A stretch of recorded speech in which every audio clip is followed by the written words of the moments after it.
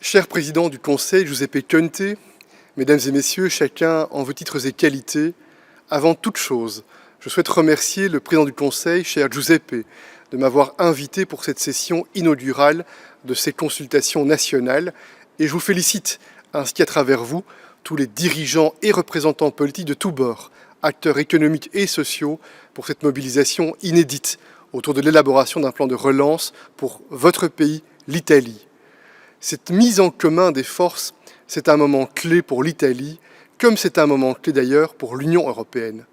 Et je veux, pour commencer, rendre hommage à l'Italie, qui, à cette étape-ci de la crise extraordinaire que traverse le monde, montre la voie aux autres pays européens comme elle leur avait montré la voie au début de la pandémie.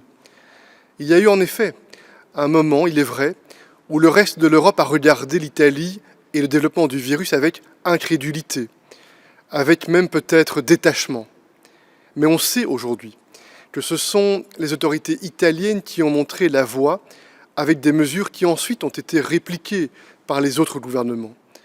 Et ce sont surtout les citoyens italiens qui ont montré aux autres Européens l'exemple de la discipline, de l'endurance et du courage qui ont permis d'enrayer progressivement la propagation de l'épidémie. En ce sens, on peut dire que les autres Européens ont tous été italiens. Tous les pays n'ont pas été touchés aussi fort que l'Italie.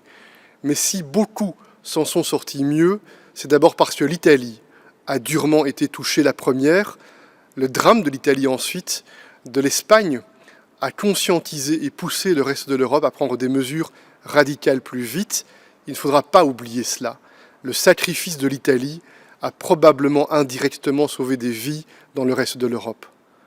Les citoyens se sont montrés à la hauteur et c'est aux dirigeants politiques que nous sommes de nous montrer à la hauteur de l'enjeu qui est celui de la relance.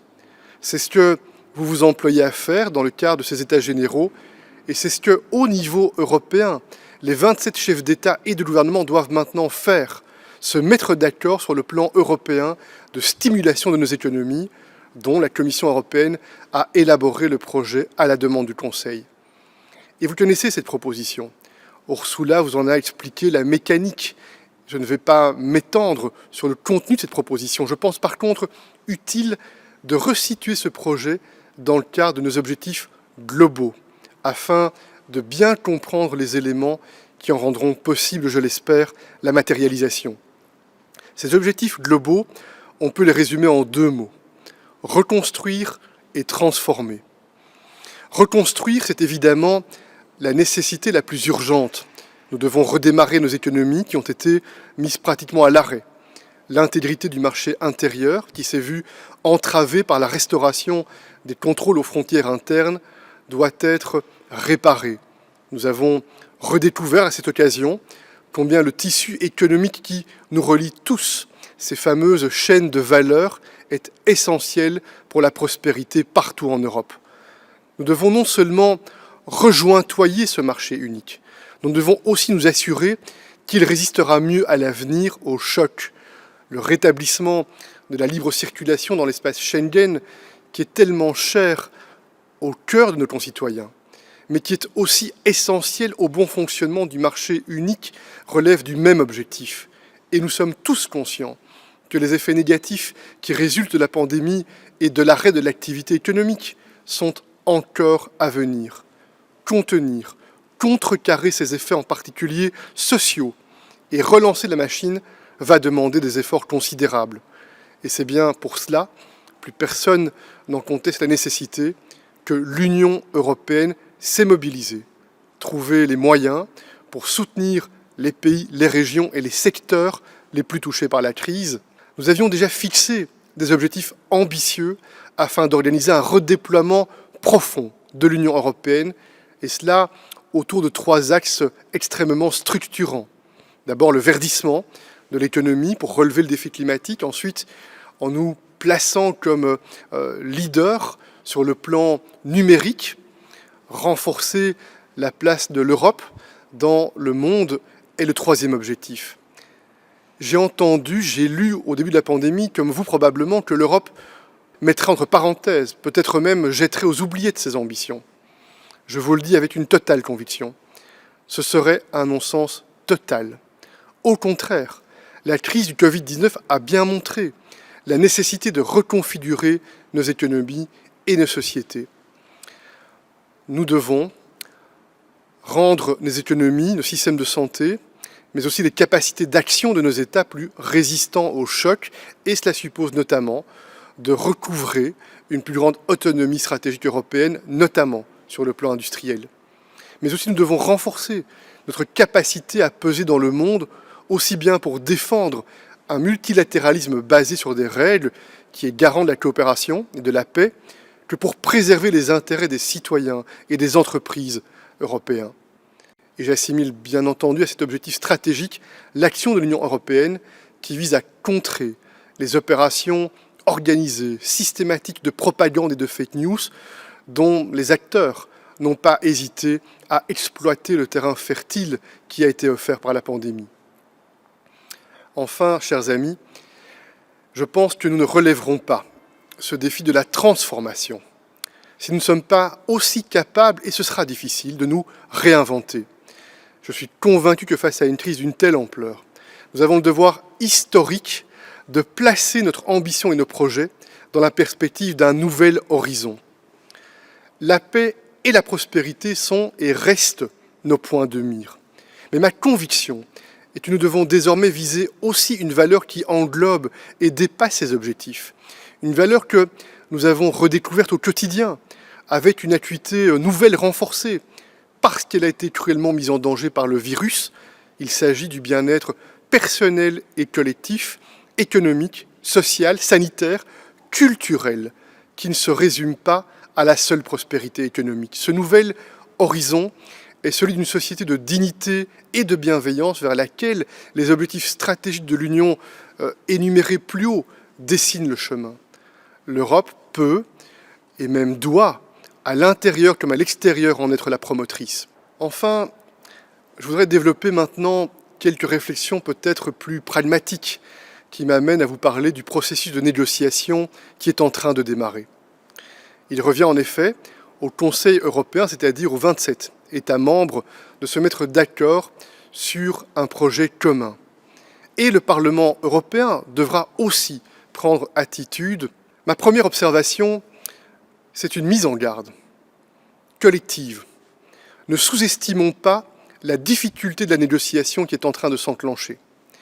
Cette proposition, à de nombreux égards, est inédite par sa nature et par son ampleur, mais nous n'y sommes pas encore.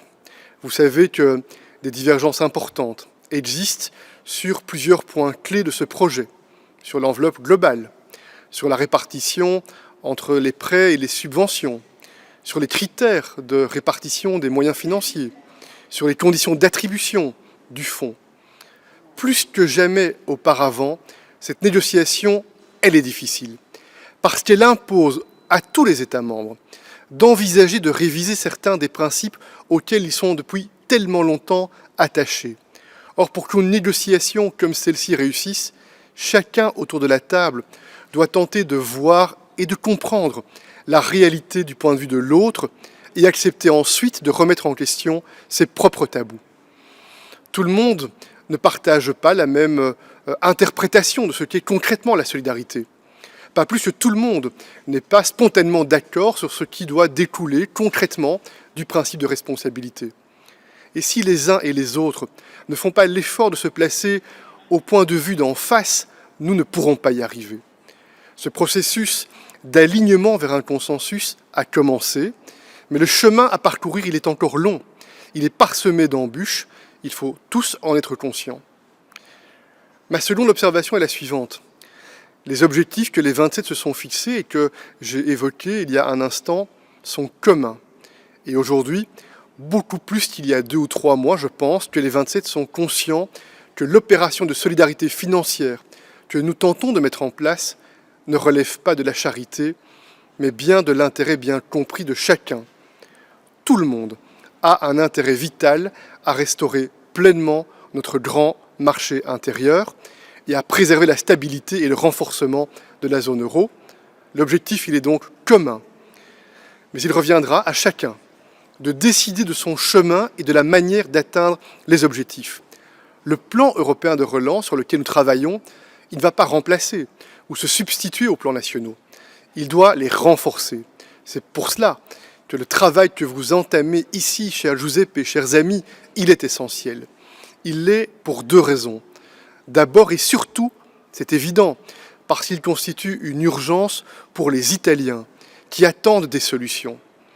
Et comme ancien Premier ministre belge, je sais que réformer, transformer, c'est difficile. Cela requiert une volonté tenace, inébranlable, et aussi la nécessité de mobiliser en permanence l'adhésion des citoyens dans nos processus démocratiques. Mais ce vaste plan européen que nous devons, je le crois, mettre en place peut aussi constituer une occasion unique pour l'Italie, l'occasion de réaliser les transformations indispensables pour un avenir plus solide en Italie et en Europe. Soyons tous courageux et responsables. Dans l'entreprise de solidarité à 27, plus nous serons ambitieux et courageux sur le plan national, plus nous renforcerons la puissance du projet européen. La solidarité n'est pas un chemin à sens unique. Elle suppose d'une part la mobilisation des moyens pour soutenir les régions, les secteurs qui sont les plus touchés. La solidarité, c'est aussi réaliser les transformations indispensables pour renforcer chacun des États membres et donc l'Union européenne dans son ensemble. Renforcer l'Italie, c'est aussi renforcer l'Europe. Cher Giuseppe, cher ministre, je vous remercie, je vous souhaite des travaux fructueux.